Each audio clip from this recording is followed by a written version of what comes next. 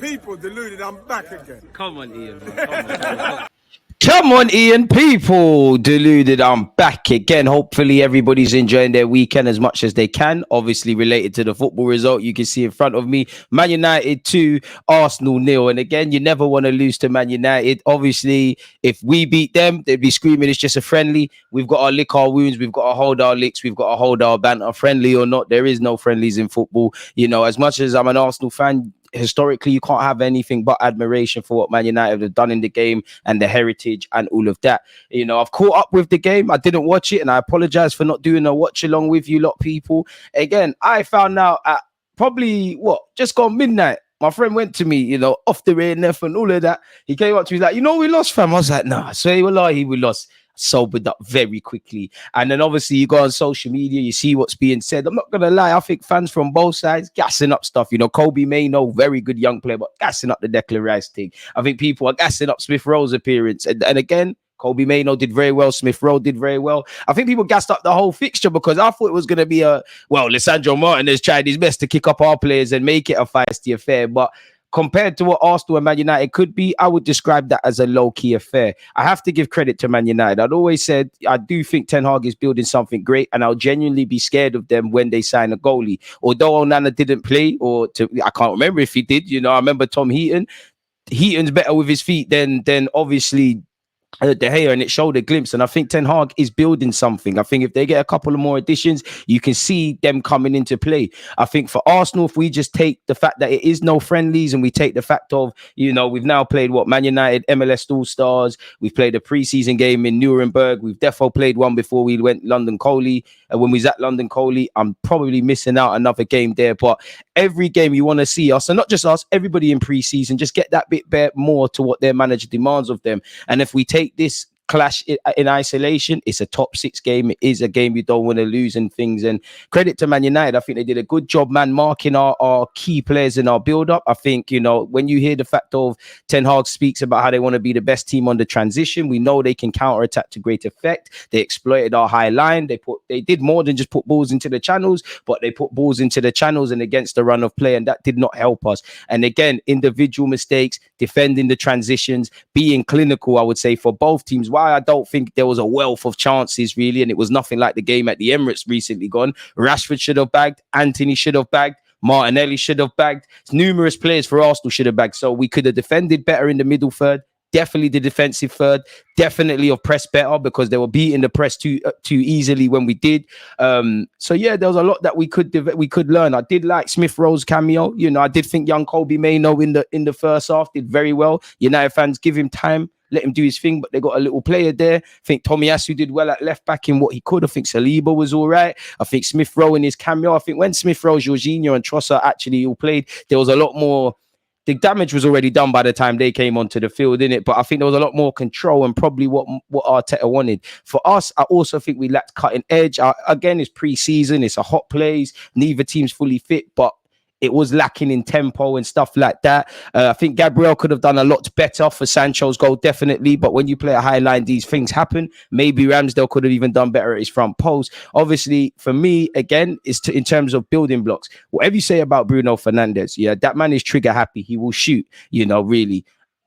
Why are we allowing him to shoot? It's too early. Fair enough. He bought a raffle ticket and he won the lottery. Ramsdale should have done better. And again, I'm not here to blame a single player. We all defend and attack together. I think, you know, we could have got, I think it was Havertz, if I can remember correctly, not tight enough to Bruno Fernandes. Fair enough. That's his weaker foot, but we're inviting him to shoot. Ramsdale should do better, but our goalie is the last line of defense. And I'm not saying he shouldn't have done better. I'm not absolving Ramsdale of needing to do better there because these are the issues that Arsenal have.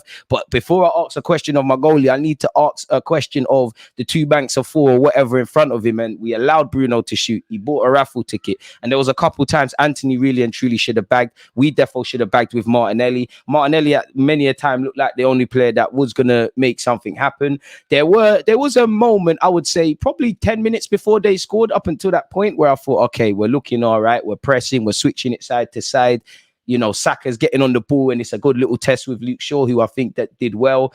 But yeah, ultimately it wasn't enough. Poor defending, individual mistakes obviously shot us in the foot. And as good as we can be, as good as we were last year, these are things that we need to eradicate. We need to take what we're good and make it great. We need to take out what we're not really good at and make it to a suitable level and more. And I've been saying, until Arsenal improve defensively in all aspects, and defend like a team that's going to win titles, we will not get there. If you look at Arsenal in the previous years in comparison to last year and really the season before, the one that's just gone, we isolated to ourselves, we have dramatically improved as a football club. But if we're talking about getting to the later stages of the Champions League, winning a trophy, competing against Man City, we need to be one of the best defensive teams in the world, really, essentially. Again, as I said, when we compare ourselves to what we was to what we now, we've made several progressions and progressed a lot defensively. But if we're looking at, as last season, where we're announcing ourselves now, we're trying to be a team that wins the league. And I have to judge it harshly of what I've seen with the Invincibles, the Man United sides, the Liverpool teams, the Chelsea teams, so on and so forth, even Leicester, really, when they won it. I'm not saying that we need to be levels with these teams because they were quality, but they could all defend to a suitable standard. And for us, I don't care what defensive metrics say. I don't think we're one of the best defensive sides in the world or in the league, really. We probably are statistically. I'm not saying that because I want to. I just think there's several gears to go up, really. And in that game, obviously, you probably saw there's some teething issues. I'm trying to do a tactical vid around this, actually, but teething issues with Rice, Havertz, and Odegaard. I'm not convinced with it at this moment in time, and I won't. And Arteta was right. When they've played together a lot, they'll understand each other's games. I just think, even with Havertz, with Bruno's goal, not that Xhaka switches off, but that's the things that Xhaka, being a central midfielder by trade, will not allow to happen as easy. Is Havertz thinking like that? Obviously, when it comes to playing football and stuff, Havertz can do that, but there's teething issues with the lone six in Declan Rice and Odegaard and Havertz. In fact, two of the midfield three, really. Declan Rice, obviously, what got him to this moment, great composing figure. I think he can play. I think he needs to. I remember a few years ago, he said he watches Jorginho. I think there's a lot you could learn from him and Partey in how you play over 90 minutes. In terms of progressive passing, looking to play that pass, etc., especially if you're at the base. I think Havertz needs to assert himself a lot more. We lost to the better men, really. And Man United were very aggressive. Yes, it's pre-season, but this is what teams did last season against us. If I'm Ten Hag, I'm telling them to do that as well. You know that Arsenal are a good team. You know if you allow them to play, you're in trouble. You know with their high line, they will give you space and they've got the pacey players to exploit that. So why would they not play on those strengths, really and truly? It's like if we play a team that's fighting relegation, they're not going to try and pass us off the park beyond a certain point. They're going to rough us up. And likewise, if we're not as good technically as City, but we are kind of levels physically, we need to do the same thing. Fair enough, Lisandro Martinez is a madman, but this is somewhat, I won't say eye-opener, but eye-opener, because this is what is Saka. All these guys are going to get kicked week in, week out in the Premier League. I'm not saying it's right. That's what comes with being a good team and good players. They want to unsettle you, really. I do think as well, people are overdoing it with Eddie and Nketiah, if I'm completely honest. Am I concerned about how we're looking in the middle of the park? Yes, because I think Havertz, Rice, and Odegaard are going to need time to gel as a trio. So I think right now, if the Premier League was starting tomorrow, people, for me, it's Rice, Partey, and Odegaard, because we need to get 3 points. I do think we missed Jesus. We missed Jesus. And I think people are getting on to Eddie, unfortunately. Eddie's never going to be that 10 out of 10 player. He's a squad player at best until he shows us something new.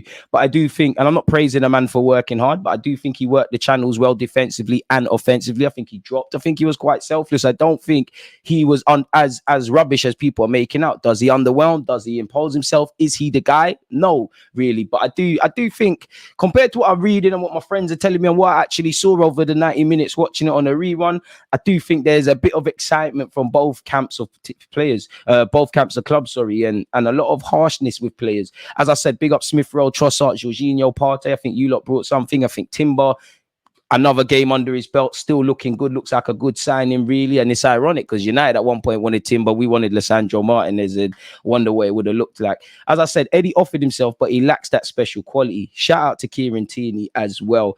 Ultimately, we just need to improve defensively. We need to be more clinical, and we need to win the midfield battles. And we lost ultimately to the better team. For me as well, the first goal, there's about 3-4 passes before it's into the right channel, and then Bruno runs onto it. Bruno is a hitman. He scores goals. He likes to shoot. Why are we allowing him that? Football's about asking yourself the right questions and ultimately making the right decisions. We didn't do that against Manchester United, so we can't complain. Again, the second goal, United's build-up plays improved a lot. They've cut us open in about 6 passes. Of course, there's an element of fortune with Gabriel making that mistake, but these things happen. And actually, you know, I'm a big fan of Jadon Sancho. He's expecting Gabriel to make that mistake. You know, you've got to be proactive. So there's a lot for us to learn. I do think Rice could be a bit more adventurous in his play and play forward sometimes and gamble a bit like Jorginho, but that's something to learn. Obviously, we need to eradicate the mistakes. We need to do better in terms of, you know, football's decided in both boxes. We lacked clinicalness for the 1-2 chances we created. We didn't exploit that. Man United did. We gave them their goals. They took it. They got the 3 points based on that. We need to learn how to control the midfield a bit better. We need to learn how to cope with not only winning the first and second balls in the middle of the park or in the channels, but the second balls and following runners. These are issues that have been there really and truly, if I'm completely honest. So that's all I've got to say. We've got to lick our wounds. We've got to hold the banter, and hopefully in September we go again. It's a game you don't want to lose. You know, this is, you know, you don't want to lose to Man United. The only one that I would rather, you know, if you ask me, someone to, I hate losing more, would obviously be Spurs, probably Chelsea in that. It is what it is. Congratulations to Man United on what Ten Hag's doing. Congratulations to Arsenal. I hope that there's no injuries. I think Diallo picked up a knock. Let's hope for his sake there's nothing serious with that. We just need to learn, innit, really. We need to take what we can from the MLS All-Stars game, from the Man United game, from every game we've played up until this point, off the back of reviewing every game last season, and just try to be better, you know. And it's a sobering reminder that we're not there yet. Now, for Mikel Arteta, I'm sure you've got a plan in midfield, but the 2 rotating 8s with Rice, it's not going to work consistently at this moment in time. And my worry is, how much is that going to run in the Premier League? Because, you know, it's kind of like, I hear it, I like it, but it's like we go against the grain. You know, you 9 times out of 10 in the Premier League, you're playing physical players, you know, not in terms of stature or height or anything. Like, they're looking to assert themselves. Dependent on the game, I don't know if Rice, Odegaard and Havertz is that. And right now, for me, it's got to be Rice, Partey and Odegaard. I still think we need a central midfielder. But as I keep saying, you know, bringing in players is one thing. Improving the players you've got individually and collectively, working on the mistakes, the unsexy part of football, the training ground, is where what we need to do. We need to count our blessings that this isn't a Premier League game where, you know, you win or lose 3 points. We need to try and be better in September, and that's that. But that's all I've got to say in relation to this game. I am trying to do a little tactical video. You know, you have to be a bit cute and clever with the footage you use. So I am trying to get that one there out on you lot people so that I can convey these points a lot more. Please smash the like button, subscribe if you haven't. Let me know your thoughts on the game, and hopefully midweek against Barcelona we do better if it goes ahead, because didn't the Barcelona Juventus game get cancelled? I think there's a stomach bug going around in Barcelona. Hopefully their players all right. Again, thank you for spending this 30 minutes listening to what I had to say about the game. As I said, let me know your thoughts. Comment, like, subscribe, turn on your notifications, follow me on all my social media platforms, people. If nothing more, Twitter's the one I use the most, Deluded Gooner 04. Stay blessed, stay safe. Hope this weekend's been great. Hope last week was great for you lot, and I hope this week is bigger and better for you and your loved ones. And most importantly, remain in good health. We'll link up again soon. I'm out. There's always just that active red flag, defending. I think it's like